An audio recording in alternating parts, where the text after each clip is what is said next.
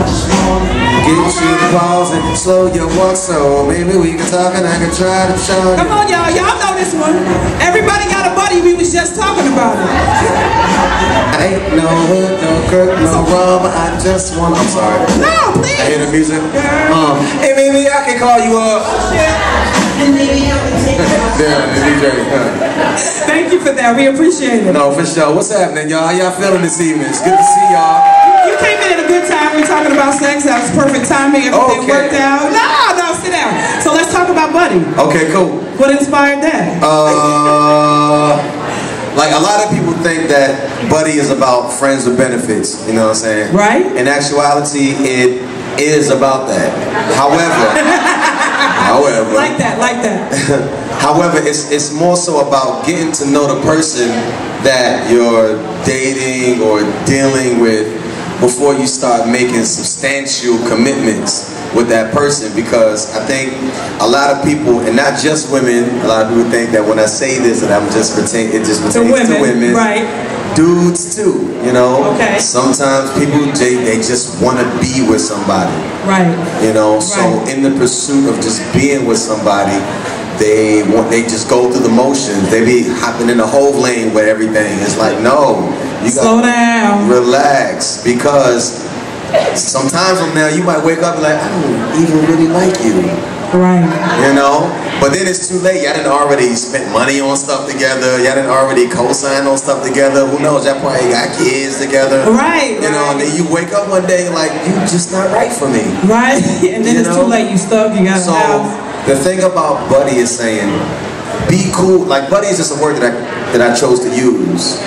But it's basically saying, be friends first. Get to know that person first. See, all y'all out here thought you was just going to have sex and get it in and have friends with benefits. It was more than that. Yeah, but as it pertains to the friends with benefits thing, it's just saying that act like y'all already together. You know what I'm saying? Everybody you have your own upbringing as to, you know, if y'all want to give it up on the first night or give it up after 1 month. It's your choice. Y'all make the rules up as you go. Right. You know what I'm saying? There's no supposed to anything. You know, y'all make it up as y'all go according to what's right between you two. Good point. You know, so if y'all want to act like y'all been married for 5 years and, you know, y'all want to cuss each other out and then get it in, you know, that's y'all choice. Right. You know, it's what works between you two. Right. You know? Okay, so this is how we do this. These questions have been asked by the audience. Okay. So anonymously, they have written these down. So I'll let you do it. Yep, I'll let you read a question. I'm calling them out. Keisha Johnson wants to know. There is a Keisha here. I don't know if it's Johnson, but okay. Go ahead. Is true commitment a thing of the past, or does free love rule? So I'm sure some female wrote that question, and she's asking the guys. Any guy you want to take this one? Sure. Okay, let's. Okay, Keisha. True commit. I think that the concept of true commitment, it's a real thing. I just don't think that it's safe to base it off of previous generations. The reason why is because times were different back then. You had to travel too far. There was no such thing as emailing, cell phones. A plane ticket wasn't really that convenient. So people's concept of communication and socializing was extremely limited.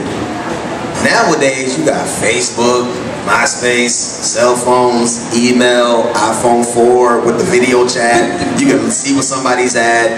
You know, the parameters and the guidelines around things are a little bit different. So, whereas though back in the day, it was nothing to do 5, 10, 15 years, you know? I'm talking about marriage. Right, I was going to say, shit, somebody got being like time or something, right? I mean, sometimes, hey, they don't say ball and chain for nothing, but sometimes it was, I mean, back then it was easy to do 5, 10 years, easy. Nowadays, you lucky if you do 5 weeks with somebody, man. But you know, and we've talked about that in other Urban Dialogue with Suzette, but you know, it seems to be that we live in a disposable society. Nobody wants to work through anything. Because the tolerance and the patience and the attention span of the average person is so short, because there's is too much access to too many other options. Right, and when you're watching the news and the bitch is talking and you got the thing, everybody's got ADD. Yeah, you know got that. Nobody can focus. There's too much going on. But nowadays, you know, so to answer the question, I do think that the concept is a very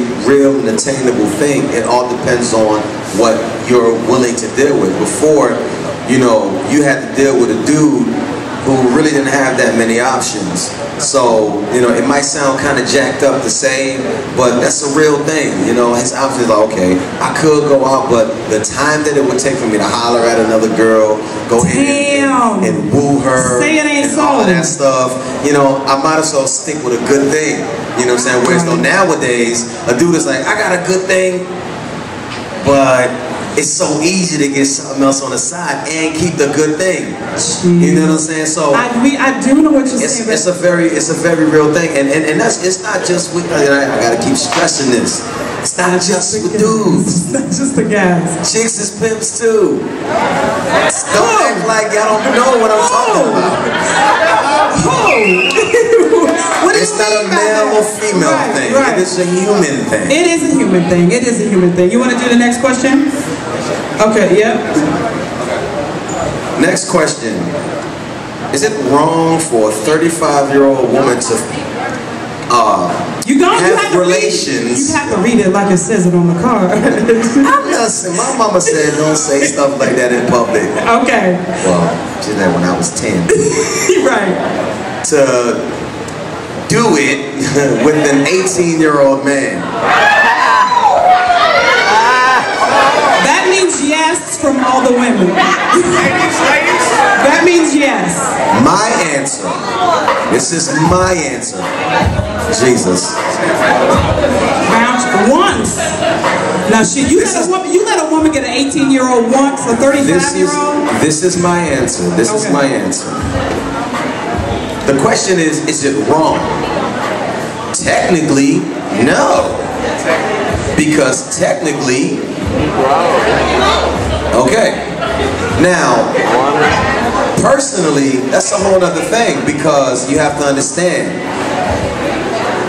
a 35-year-old woman's perspective on life is a whole world of difference than an 18-year-old man's perspective on life. So, if you just trying to get a ride out the deal, ride is the metaphor, people, then understand that that's what's happening. If you're trying to get a life out of the deal, you're asking for something way different. And understand that as a 35-year-old woman, the things that you would have to be subjected to with an 18-year-old man. Okay? Just keep that in mind. So, it's really your choice. But, you know, it's not my place to say, as long as, you know, as long as you're not technically in the wrong, you a grown woman. You can do whatever you want to do, you know? Show of hands, ladies. Just be careful. Ladies, do we have any ladies in the audience? Why do men sometimes choose less attractive women to marry? Is it really personality and character?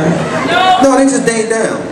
Is what? They just dating down. They just dating down? Yeah. But why date down? It's an internal thing. It's a security thing, you know? Okay, but don't you want, but I thought guys want the lady that at least other But a lot of that can be, it can be a lot of work. Wow. You know? He said it could be a lot of work. Yeah, and mind you, the things that I'm saying, it's not a negative thing or a positive thing. It's not a good thing or a bad thing. I'm just saying what the answer is. If you tell me what one is, I'll tell you that it's two. So, hold on. Now, some people, they do that because, you know, there's the cliche about them being intimidated by a pretty woman. You know, you have a lot of guys who have that thing in their chest, like, you know, I don't want nobody looking at my girl. You know, I don't want nobody eyeing my girl. She might find something better than me. I know that she can do better than me. You know, that whole thing. So you got a lot of guys that, to them, what may seem to be less attractive, or so to speak, or may not fit the right, or a dime or whatever, they find some security in that. Okay. Then you have those who, to the world, And everybody's entitled to their own, you know, the whole beauty is in the eye of the beholder, to each his own. Just because you don't think that she's a 10 or whatever, to you, you don't get to say what's a 10 to the homie, because she might be 1,000 to him. Gotcha. Okay, Keisha, let me throw it back to you. I'm sorry.